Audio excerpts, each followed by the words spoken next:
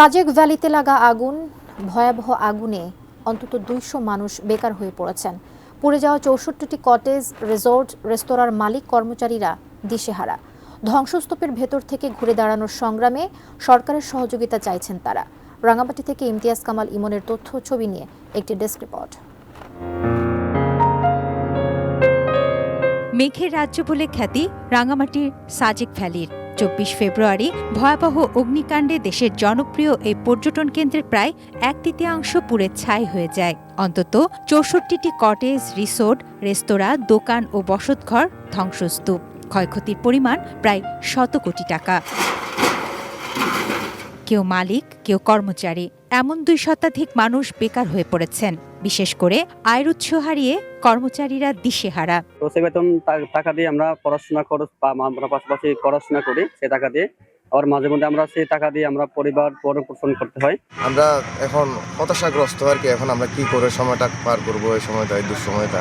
যদি সরকারের কোনো সহযোগিতা না পাই, আমাদের মালিকরা ঘুরে দাঁড়ানোটা অনেক কষ্ট হয়ে যাবে, বা আমাদের যারা ছিল স্টাফ ম্যানেজার, তাদেরও ঘুরে দাঁড়ানোটা অনেকটা কষ্ট যাবে।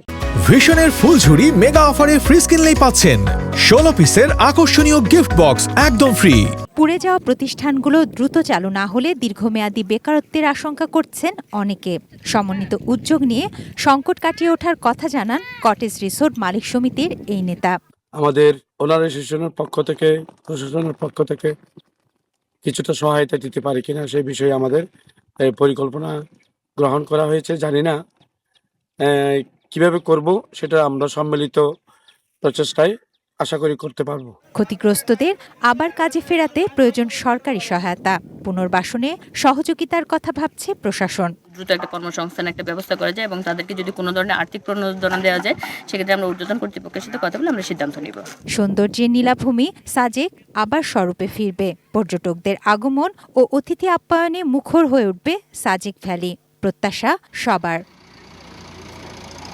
তুনাজিনা তনু, ডেস্ক রিপোর্ট, এটিএন নিউজ।